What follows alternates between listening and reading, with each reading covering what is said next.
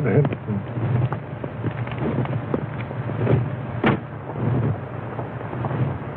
Let's see now, I've got to speak one or two words, and just to try my voice, I understand. Well, there are two things that people always want to ask me. Well, one of them is how I ever came to write the Sherlock Holmes stories, and the other is about how I came to have psychic experiences and to take so much interest in that question. Well, first of all, about the Sherlock Holmes stories, they came about in this way. I was quite a young doctor at the time. I'd had, of course, a scientific training, and I used occasionally to read detective stories. It always annoyed me how in the old-fashioned detective story, the detective always seemed to get at his results either by some sort of lucky chance or a fluke, or else it was quite unexplained how he got there. He got there, but he never gave an explanation how. Well, that didn't seem to me quite playing the game. It seemed to me that he's bound to give his reasons why he came to his conclusions. Well, once I began to think about this, I began to think of turning scientific methods, as it were, onto the work of detection. And I used, as a student, to have an old professor, his name was Bell, who was extraordinarily quick at deductive work. He would look at the patient, he would hardly allow the patient to open his mouth, but he would make his diagnosis of the disease and also very often of the patient's nationality and occupation and other points entirely by his power of observation. So naturally I thought to myself, well, if a scientific man like Bell was to come into the detective business, he wouldn't do these things by chance. He'd get the thing by building it up scientifically. So, having once conceived that line of thought, you can well imagine that I had, as it were, a new idea of the detective, and one which it interested me to work out. I thought of 100 little dodges, as you may say, 100 little touches by which he could build up his conclusions, and then I began to write stories on those lines. At first, I think they attracted very little attention, but after time, when I began the short adventures, one after the other, coming out month after month in the Strand magazine, people began to recognize that it was different to the old detective, that there was something there which was new. They began to buy the magazine, and it prospered, and so I may say did I. We both came along together, and from that time, Sherlock Holmes fairly took root. I've written a good deal more about him than I ever intended to do, but my hand has been rather forced by kind friends who continually wanted to know more, and so it is that this monstrous growth has come out of what was really a comparatively small seed. Now, the curious thing is how many people there are in the world who are perfectly convinced that he is a living human being.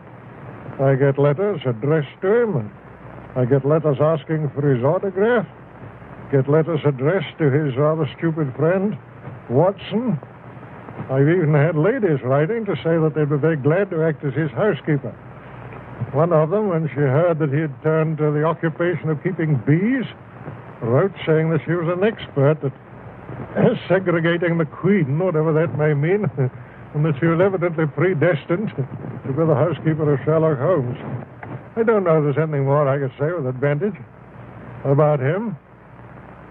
But on the other point, which is to me, of course, a very much more serious one, on the question of my taking up this psychic matter, curiously enough, my first experiences in that direction were just about the time when Sherlock Holmes was being built up in my mind.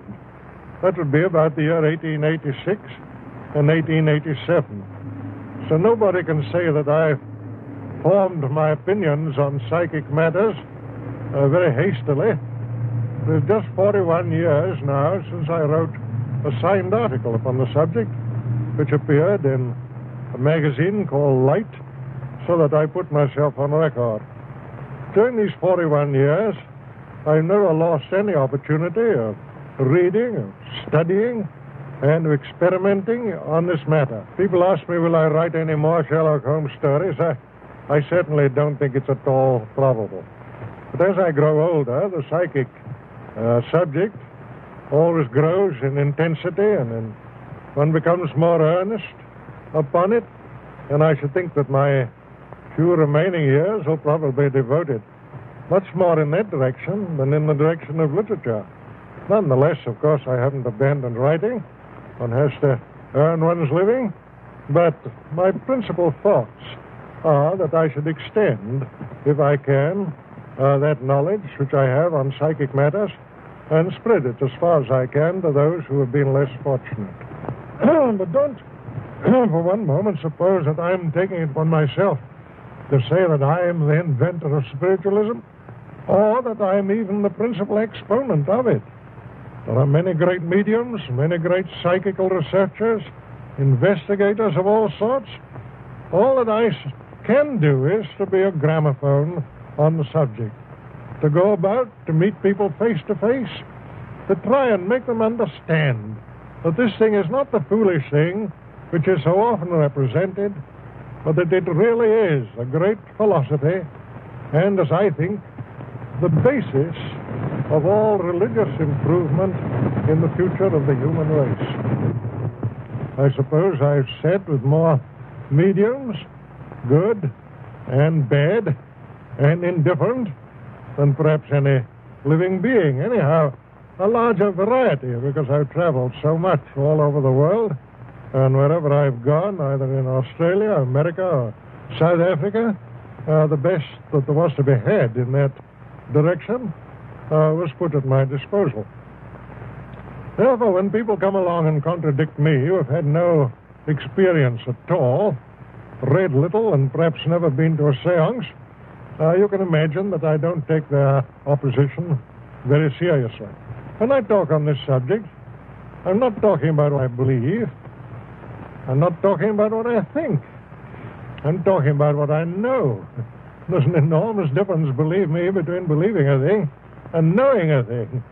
I'm talking about things that I've handled, that I've seen, that I've heard with my own ears. And always, mind you, in the presence of witnesses. I never risk hallucination. I usually, in most of my experiments, have had 6, 8, or 10 witnesses, all of whom have seen and heard the same things that I have done. Gradually, I became more and more convinced on the matter as I studied year in, year out. But it was only in the time of the war, when all these splendid young fellows were disappearing from our view, and the whole world was saying, well, what's become of them? Where are they? What are they doing now? Have they dissipated into nothing? Or are they still the grand fellows that we used to know? It was only at that time that I realized the overpowering importance to the human race of knowing more about this matter.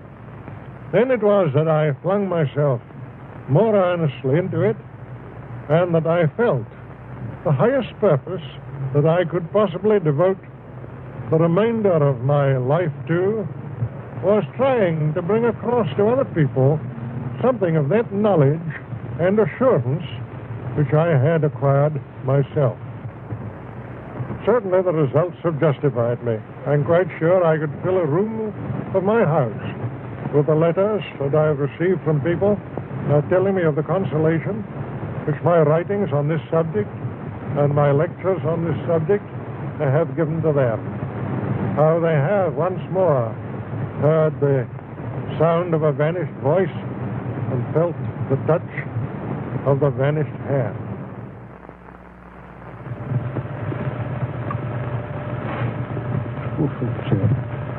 Well, goodbye.